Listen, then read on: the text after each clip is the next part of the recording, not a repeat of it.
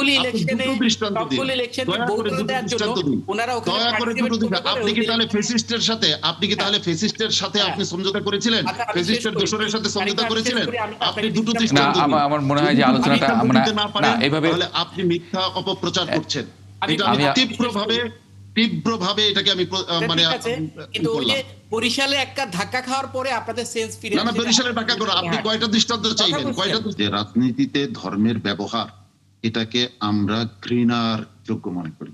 রাজনীতিতে ধর্মের ব্যবহার আমরা করি না। ইসলামী আন্দোলন বাংলাদেশের ইশতেহার নিয়ে একটা ছোট্ট দু একটি বাক্য আমরা শুরুতে শুনেছিলাম। এবার শাহ ইফতেখার তারিক, আপনার কাছে একটু মানে জিজ্ঞেস করতে চাই সরাসরি, মানে কি আলাদা দিলেন আপনারা অন্যান্য রাজনৈতিক দলগুলোর থেকে? জি, আমি উত্তর দিচ্ছি, কিন্তু আগের কয়েকটা বিষয় যদি একটু স্পষ্ট না হয় তাহলে একটা ভুল বার্তা চলে যাবে। প্রথম কথা হচ্ছে যে রাজনীতিতে ধর্মের ব্যবহার, এটাকে আমরা ঘৃণার যোগ্য মনে করি। রাজনীতিতে ধর্মের ব্যবহার আমরা করি না। রাজনীতিতে ধর্মের ব্যবহার হচ্ছে ধর্মকে ব্যবহার করে রাজনৈতিক সুযোগ সুবিধা বা রাজনৈতিক ফায়দা হাসিল করার চেষ্টা। আমরা যেটা করি সেটা হচ্ছে আমাদের একটা সুনির্দিষ্ট রাষ্ট্রচিন্তা আছে, আমাদের একটা সুনির্দিষ্ট অর্থ চিন্তা আছে, আমাদের একটা সুনির্দিষ্ট আইনি কাঠামো আছে, যেটাকে আমরা মনে করি এটা পৃথিবীর সর্বশ্রেষ্ঠ আইনি কাঠামো। এবং এটা আমার বক্তব্য না, এটা স্বয়ং আল্লাহ রাব্বুল আলামিন এইটার স্বীকৃতি দিয়েছেন। অতএব সেটাকে প্রকাশ করতে আমার মধ্যে কোনো দ্বিধা নেই, সংকোচ নেই। এবং এটাকে যদি কেউ মনে করে থাকেন যে এটা প্রগতি বিরোধী, তাদেরকে আমি দয়া করে জেফ্রি এপস্টিনের বর্তমান এগুলি দেখতে বলবো এবং পাশ্চাত্য দুনিয়ার কদর্য রূপ আমি তাদেরকে দেখতে বলবো। যে চকচকে রূপটা আমরা দেখি, আসলে পাশ্চাত্য দুনিয়ার রূপটা কিন্তু এমন নয়, বরং সেখানে বৈষম্য অনেক ভয়ঙ্কর, সেখানে নির্যাতন অনেক বহুমাত্রিক। এই বিষয়টাই স্পষ্ট করা দরকার। দ্বিতীয় নম্বর, আমার সাজ্জাদ আলী চৌধুরী ভাইকে বিনয়ের সাথে বলবো, একটি প্রশ্ন রেখে যাব। ওনাদের সংগঠনে ওনারা যারা মানে ইয়ানত দেন, ওনারা এটাকে ইয়ানত বলে এবং ইয়ানতকে ওনারা ইনফাক ফি সাবিলিল্লাহ বলেন এবং ওনাদের কার্যক্রমকে জিহাদ ফি সাবিলিল্লাহ বলেন। আমি প্রশ্ন করব বিনয়ের সাথে যে এখন যারা এখানে ডোনেট করবেন, এটাকে ডোনেশন না বলে এটাকে ইনফাক ফি সাবিলিল্লাহ বলার আর কোন স্কোপ কি রইল?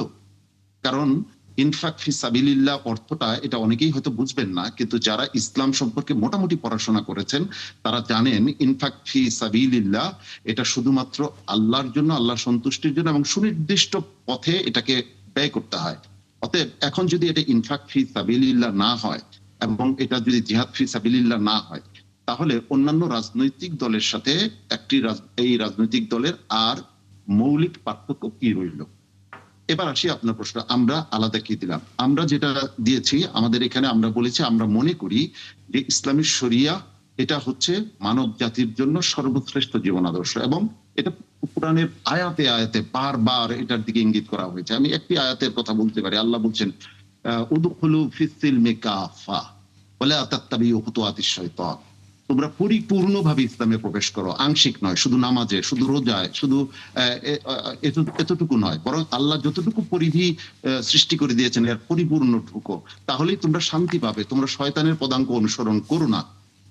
রাসূল সাল্লাল্লাহু আলাইহি ওয়াসাল্লামকে বারবার বলা হয়েছেন, তুমি যদি অন্যদের শর্ত মেনে নাও, আল্লাহ রাসূল সাল্লাল্লাহু আলাইহি ওয়াসাল্লামকে আল্লাহ বলছেন, তাহলে তারা কিন্তু সন্তুষ্ট হবে না। একটা শর্ত মানলে আরেকটা শর্ত তারা আরোপ করবে। যতক্ষণ পর্যন্ত না ঈমান পরিত্যাগ করা হবে ততক্ষণ পর্যন্ত তারা সন্তুষ্ট হবে না। আজকে পাশ্চাত্য দুনিয়া শর্ত দিচ্ছে যে এইটুক বাদ দিলে আমরা সমর্থন দিতে পারি।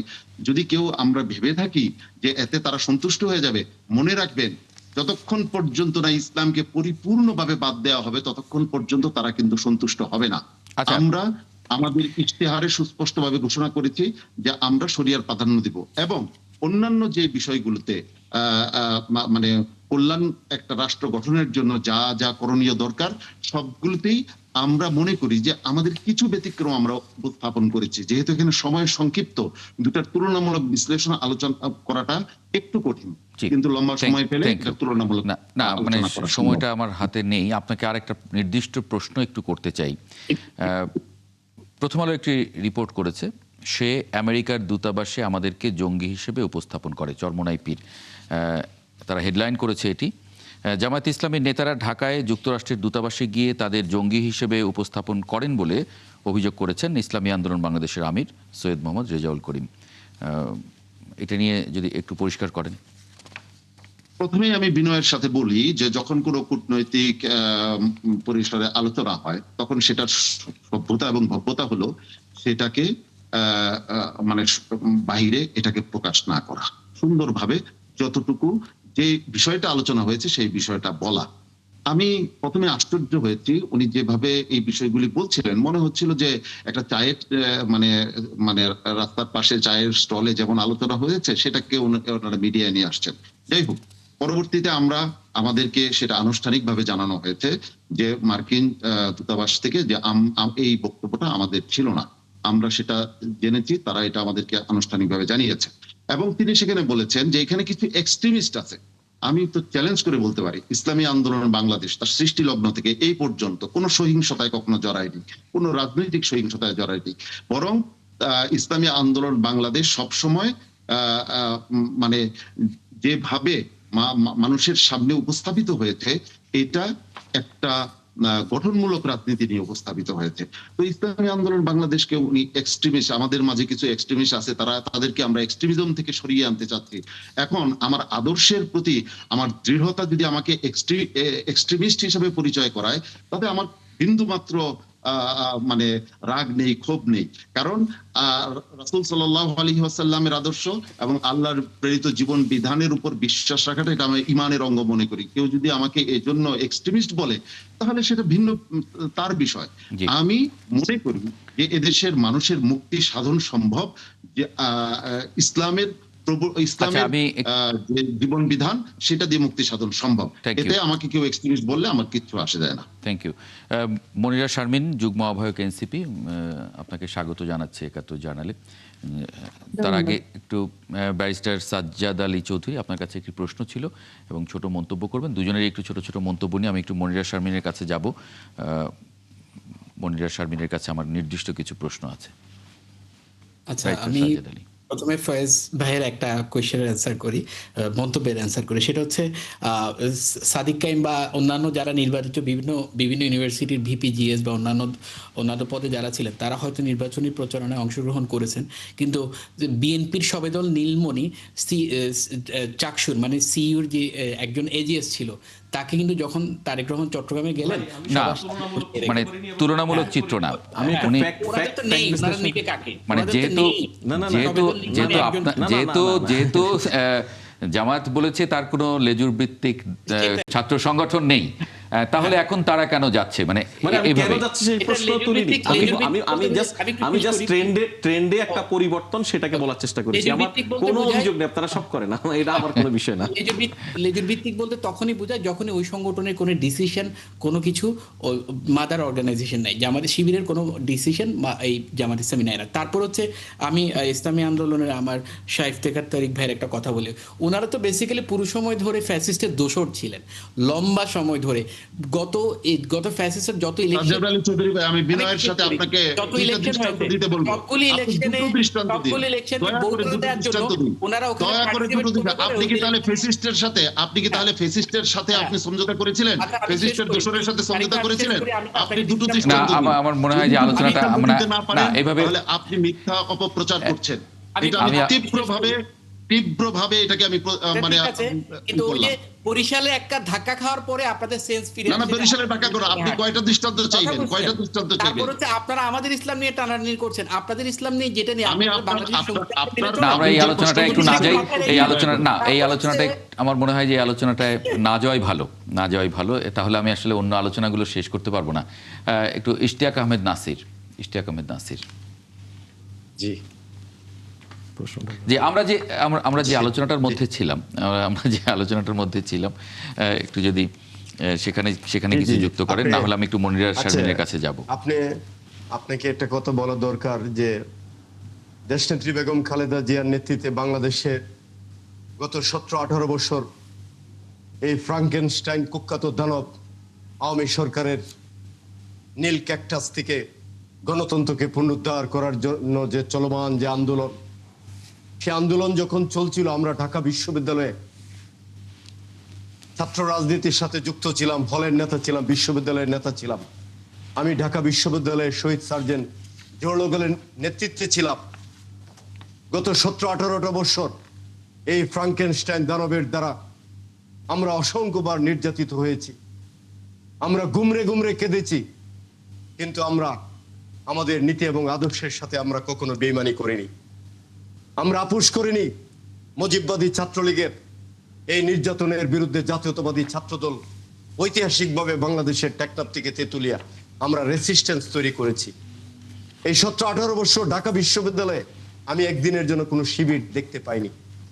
হঠাৎ করে এমন কি হয়ে গেল, আজকে জামাত শিবিরের আজকে ঢাকা বিশ্ববিদ্যালয়ে রেনেসা তৈরি হয়ে গেল? কেন হলো? অর্থাৎ গত 17-18টা বছর ওরা ছিল বেনিফিশিয়ারি। সরকারের বিসিএস বলেন, পাবলিক সার্ভিস কমিশনের অধীনে সমস্ত বড় বড় জবগুলা বলেন, ওরা ছাত্রলীগ করেছে। শেখ হাসিনার নামে ওরা স্লোগান দিয়েছে, শেখ হাসিনার আগমন, শুভেচ্ছা, স্বাগতম। না, কিন্তু আজকে তো জামায়াতের আমির বলেছেন তারাই সবচেয়ে মজলুম ছিলেন। লিসেন টু মি, জামাতের আমির ডক্টর শফিকুল ইসলাম, উনি বাংলাদেশের একজন মুরব্বী, আমি ওনাকে শ্রদ্ধা করি, সম্মান করি। গত 2-3-4 দিন আগে উনি আল জাজিরাতে একটা সাক্ষাৎকার দিয়েছেন, সেখানে উনি ডিরেক্টলি ডিনাই করেছেন যে শিবির আমাদের সহযোগী সংগঠন, ওটা জামাত ইসলামের মানে মূলধারা রাজনীতির সাথে ওইটা আপনার তারা সমস্ত কার্যক্রমকে তারা এন্ডোর্স করে না। উনি এটাকে ডাইরেক্ট আল জাজিরার সাক্ষাৎকারে এটাকে ডিনাই করেছেন। অথচ আমরা দেখতে পাচ্ছি বাংলাদেশের টেকনাফ থেকে তেতুলিয়া এখন সাজ্জাদ আলী ভাইও ডিনাই করেছেন সমস্ত ডিস্ট্রাকটিভ কার্যক্রমের কে এখন ইমপ্লিমেন্টেশন করেছেন জামাত শিবির। আচ্ছা, একটা বিরতি নেই, আমি থ্যাংক ইউ। এক মিনিট আমাকে একটু বলতে দিন। জামাত শিবির ঢাকা বিশ্ববিদ্যালয়ে গত 17-18টা বছর এই যে শেখ হাসিনার নেতৃত্বাধীন যে মাফিয়া সরকারের নেতৃত্বে যে বাংলাদেশের টেকনাফ থেকে তেতুলিয়া যে এনফোর্স ডিসঅ্যাপিয়ারেন্স ছিল, একটা ক্র্যাকডাউন ছিল, একটা লার্জ স্কেল করাপশন ছিল, তার বিরুদ্ধে জামাত শিবির একদিনের জন্য ঢাকা বিশ্ববিদ্যালয় সহ বাংলাদেশের কোনো প্রগতিশীল বিশ্ববিদ্যালয় ক্যাম্পাসে তারা তাদের কণ্ঠনালীকে উচ্চকিত করেনি। সেখানে জাতীয়তাবাদী ছাত্রদল তার হারানো গণতন্ত্রকে পুনরুদ্ধার করার দাবিতে যে আন্দোলন করেছে রাজপথে, বিশ্ববিদ্যালয় ক্যাম্পাসে, তার জন্য শেখ হাসিনার নিষ্ঠুর নির্যাতনের শিকার হয়েছে আমরা। আমাদের নেত্রীর প্রতিজ্ঞা ছিল, আমার জীবনের শেষ রক্তবিন্দু হইলেও আমি এই দেশে ভোটের অধিকার এবং গণতান্ত্রিক অধিকার। ধন্যবাদ। ফিরবো আপনাদের কাছে, আমি একটু মনিরা শারমিনের কাছেও ফিরবো।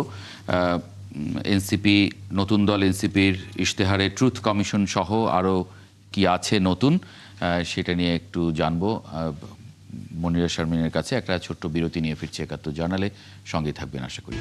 এনসিপির ইশতেহারে ট্রুথ কমিশন সহ আর কি আছে নতুন, সেটা নিয়ে রিপোর্ট করেছে প্রথম আলো আজকে। অনেকগুলো বিষয় আছে, র্যাব বিলুপ্তি, ডিজিএফআই পুনর্গঠন, প্রতিরক্ষা বাহিনীতে রিজার্ভ ফোর্স, সব কিছু মিলিয়ে ট্রুথ অ্যান্ড রিকনসিলিয়েশন কমিশন প্রতিষ্ঠার কথা রয়েছে। এটা কাজ করবে কিভাবে, মানে কোন মডেলে কাজ করবে? ধন্যবাদ। যারা দেখছেন তাদের শুভেচ্ছা এবং আমার বিজ্ঞ সহ-আলোচক যারা উপস্থিত আছেন তাদের শুভেচ্ছা। ট্রুথ অ্যান্ড রিকনসিলিয়েশন কমিশনের কথা তো আমরা আসলে বেশ অনেক আগে থেকেই বলছি। এটি আসলে কাজ করবে বলতে আমরা কিন্তু সবসময় এনসিপির পক্ষ থেকে আমরা যেটা আমাদের এজেন্ডা হিসেবে গুরুত্ব দিয়েছি সেটা হচ্ছে বিচার, সংস্কার। তো সেই জায়গা থেকে এই বিচারের মাধ্যমেই আসলে আমরা বলছি যে যারা আসলে সরাসরি এই আওয়ামী লীগের এই ফ্যাসিবাদী সময় তারা যারা আসলে সরাসরি ছাত্র হত্যা এবং প্রতিপক্ষ দমন এবং এই দমন পীড়নের মধ্যে সরাসরি যুক্ত ছিল, তাদের তো অবশ্যই বিচারের মাধ্যমে তাদের এক ধরনের তাদের বিচার নিশ্চিত হবে। এবং এর পরবর্তীতে আসলে এমন অনেক মানুষ আসলে আছে যারা কিনা এই মানে সিস্টেমটার মধ্যে হয়তো ছিল কিন্তু তারা সরাসরি কোনো অপরাধের সাথে যুক্ত না।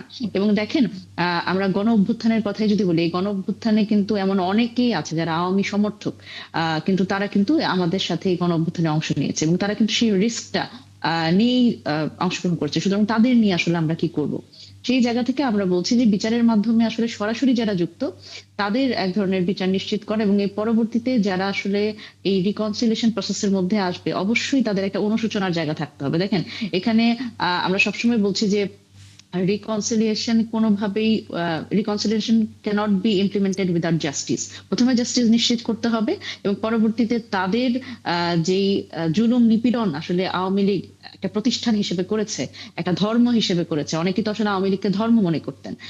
তো সেই জায়গা থেকে অবশ্যই তাদের সেই জায়গা থেকে একটা অনুশোচনা বা একটা জায়গায় তাদের আসতে হবে যে অবশ্যই সেই তার দল, সে তার সমর্থনকারী দলটা ভুল করেছে। তো সেই জায়গা থেকে এক ধরনের রিকনসিলিয়েশন প্রসেসের মধ্যে দিয়ে তাদের আবার মেইন স্ট্রিম হয়তো জায়গায় আনা। কারণ আপনি কখনোই একটা দলের সমর্থক বা কাউকে একটা দলের সমর্থক হিসেবে বিবেচিত করে তাকে বারংবার অপরাধী হিসেবে তো আপনি মনোনীত করতে পারবেন না। সুতরাং অবশ্যই কোনো একটা গোষ্ঠীকে, বা এখনো দেখেন যখন জরিপগুলো হচ্ছে, আজকেও একটা জরিপ এসছে, তো মানে বিষয়গুলো এমন করে হচ্ছে যে আওয়ামী লীগের সমর্থক আসলে কাদের ভোট দিবেন, তারা কি বিএনপির দিকে যাবে নাকি জামাতের দিকে যাবে। তো এই পুরো আসলে জায়গাটাতেই আমার অনাগ্রহ আছে যে আওয়ামী সমর্থক, আপনি আওয়ামী সমর্থক আসলে কাদের বলছেন, বা এখন আসলে আওয়ামী লীগ সমর্থক কারা। তো সেই জায়গা আসলে পরিষ্কার হওয়া দরকার। সেই জন্যই আমরা বলছি যে এইটার একটা সুরাহা হওয়া দরকার যে আপনারা দেখবেন নাজি পার্টি তো নিষিদ্ধ হয়েছে, তো সুতরাং তাদের সমর্থকদের নিয়ে আসলে কি করেছে, ট্রুথ অ্যান্ড রিকনসিলিয়েশন তো অবভিয়াসলি এই জায়গাতে লাগবে। এবং যেই বাংলাদেশটার কথা আমরা চিন্তা করছি যে যারা আসলে কোনো অপরাধের সাথে জড়িত না, তারা কোনোভাবে যাতে তাদের সাথেও যাতে ইনসাফ হয়। সুতরাং এবং আমরা চাই আমাদের শত্রুর সাথেও ইনসাফ হোক। সুতরাং justice has to be implemented in Bangladesh. জি, আপনারা বলছেন যে তারুণ্য ও মর্যাদার ইশতেহার, এই তারুণ্য ও মর্যাদার ইশতেহার মানে এটা কি শুধুই তরুণ ভিত্তিক নাকি আপনারা সবার জন্যই বলছেন এটা? না, এটা আসলে আমাদের ইশতেহারটার নাম এবং আমরা যদি বলি মোটোটা, সেটা হচ্ছে আমাদের নতুন দিনের ভাবনা। এবং আমরা যেহেতু অ্যাজ আ পার্টি, আমরা এনসিপি বেশিরভাগই সিংহভাগ আসলে তরুণদের দল, সেই জায়গা থেকে আমরা বলছি যে এটা তারুণ্যের ইশতেহার। এবং অবশ্যই আমরা মনে করি যে যে গণ অভ্যুত্থানটা হয়েছে এবং সকল দল যারা আসলে এখানে এসছে, আমরা যদি বলি এক কথায় যে একটা মর্যাদা ভিত্তিক আমাদের লড়াই ছিল। এই লড়াইটায় প্রত্যেকটি দল, আপনি দেখেন যে এখন তো অনেক দ্বিমত, কিন্তু প্রত্যেকেই কিন্তু একটা জায়গায় তাদের ঐক্য আছে, সেটা হচ্ছে প্রত্যেকেই একটা মর্যাদার লড়াই থেকেই কিন্তু এই লড়াইটা শুরু করেছে। আপনি যদি বলেন যে গণতন্ত্রের জন্য লড়াই, সেটা মর্যাদার লড়াই। আপনি যদি বলেন যে এই গণ অভ্যুত্থানে রাজাকার গালি দিয়ে যে আমাদের আসলে আহত করা হয়েছে এবং সবাই আসলে মুক্তিযুদ্ধের পক্ষে শক্তি এবং বিপক্ষে শক্তি করে যেভাবে করে ডিভাইডেশন ক্রিয়েট করা হয়েছে, সেই জায়গা থেকে আমরা মনে করি অবশ্যই মর্যাদাগত জায়গা আছে আমাদের এবং সেই লড়াইটা কিন্তু চলমান। তো সেই জন্য আমরা বলছি যে এটি তারুণ্য এবং মর্যাদার ইশতেহার। তবে কারণ আমরা যে বাংলাদেশটাতে আছি, আমরা 9 মাস যুদ্ধ করে এমনি তো আসলে এই দেশটা হয় নাই। এবং সেখানে যখন আমরা দেখি যে আধিপত্যবাদের করাল থাবা, আমরা দেখি যে বিভিন্ন আশেপাশের যে দেশ আমরা এতদিন বন্ধু রাষ্ট্র হিসেবে যাদের দেখে এসেছি, তারা তো আসলে আমাদের কতটা বন্ধু এটা তো আমরা বুঝতেই পারি। তো সেই জায়গা থেকে অবশ্যই এটা মর্যাদার জায়গা যে বাংলাদেশ, আমাদের মর্যাদা নিয়ে এই দেশটাকে আমাদের এগিয়ে নিয়ে যেতে হবে। জি, ধন্যবাদ। জি, একটা ফয়জ আহমদ, একটা খবর দেখছিলাম আমরা, আগামীকাল যে পত্রিকাগুলো আমাদের হাতে পৌঁছবে সেই পত্রিকাগুলোর মধ্যে ইনকিলাব তারা হেডলাইন করেছে লাল পাসপোর্ট ছাড়ছেন অনেকে। এটা কি স্বাভাবিক প্রক্রিয়া নাকি এটা নিয়ে সামাজিক যোগাযোগ মাধ্যমে নানান ধরনের কথা হচ্ছে? সামাজিক যোগাযোগ মাধ্যমে লাল পাসপোর্ট যারা মানে এলিজেবল সরকারের দায়িত্ব পালনের কারণে, এটা বরঞ্চ যদি না ছাড়তো তাহলে অস্বাভাবিক হতো। তাহলে ওই যে আপনার 6 মাস, শুরুতে আমরা যে আলোচনাটা শুরু করেছিলাম যে এই সরকার আরো 6 মাস থেকে যাবে বলে যে গুজব, সো এইটা হচ্ছে আরেকটা উপলক্ষ। এটা দিয়ে প্রমাণ করা যায় যে এই সরকার 6 মাস থাকছে না। অলরেডি অ্যাডভাইজাররা বা যারা রেড পাসপোর্ট হোল্ডার্স তাদের অনেকেই পাসপোর্ট সাবমিট করতে শুরু করেন। ওনাদের তো এখানে যারা অ্যাডভাইজারি কাউন্সিলে এসেছেন, দেখুন এর প্রত্যেকেই কিন্তু অন্যান্য প্রফেশনের মানুষ, তাদের নিজ প্রফেশন থেকে এখানে এসেছেন এবং অধিকাংশই আমরা ধারণা করি যে তাদের পূর্বের কাজে ফেরত যাবেন, তাই না? সো তাদের কাজকর্মের জন্য তো তাদের স্বাভাবিক পাসপোর্ট তাদের প্রয়োজন হবে। তো সেটা এই রেড পাসপোর্টের ওনাদের আর প্রয়োজন নেই, এটা পদের কারণে ওনাকে নিতে হয়েছে, ওনাদের সেগুলো সাবমিট করবেন, খুবই স্বাভাবিক প্রক্রিয়া। মানে নিয়মটা কি এরকমই? ডেফিনেটলি তার তো এখন পাসপোর্ট সাবমিট করতে হবে। এই উপদেষ্টাদের আর মেয়াদ আছে সর্বসাকুল্যে 7-8 দিন, 10 দিন। তো ওনারা এই পাসপোর্ট এটা সাবমিট করা, নতুন পাসপোর্ট হওয়ার একটা প্রক্রিয়া আছে না, সেই সময়ের জন্য তো করবেন, খুব স্বাভাবিক, খুব সিম্পল। আচ্ছা, মানে এটা স্বাভাবিক প্রক্রিয়া। আজকের সারাদিনের আলোচনায় যদি আমি একটু 1 মিনিট করে বোধহয় পারবো না, 30 সেকেন্ডস করে যদি একটু দেই, শাহ ইফতেখার তারিক আপনাকে দিয়ে একটু শুরু করি। শঙ্কার কথা এখানে বলতে চাই যে আপনারা লক্ষ্য করেছেন যে লক্ষ্মীপুরে একটি বিশেষ দলের কিছু ব্যালটে সিল মারার কাজ চলছিল এবং সেটা তাকে গ্রেফতার করা হয়েছে এবং সে স্বীকারোক্তি দিয়েছে যে তারা করতে দিয়েছিল। এটার মানে হচ্ছে যে এইটার সকল রাজনৈতিক দলকে আমি সচেতন করছি যে কেন্দ্র থেকে খালি ব্যালট নিয়ে আসবে একজন, তারপর সেটা সিল মারবে এবং 1000 টাকার বিনিময়ে ওই সিল মারা ব্যালটটা সে নিয়ে ফেলে আসবে এবং আরেকটা খালি ব্যালট নিয়ে আসবে। মানে ভয়াবহ এক চক্রান্ত চলছে। এটার ব্যাপারে আমি সরকারকে, নির্বাচন কমিশনকে এবং সকল রাজনৈতিক দলকে বলবো এই বিষয়ে সচেতন হওয়ার জন্য। এবং আমি খুবই উদ্বিগ্ন। আমি একটু সাজ্জাদ আলী চৌধুরী 30 সেকেন্ডস। ধন্যবাদ। সবচেয়ে বড় কথা হচ্ছে আমরা নির্বাচনী সহিংসতা দেখছি, জামাতের নারী কর্মীদের উপর প্রতিনিয়ত আক্রমণ করছে।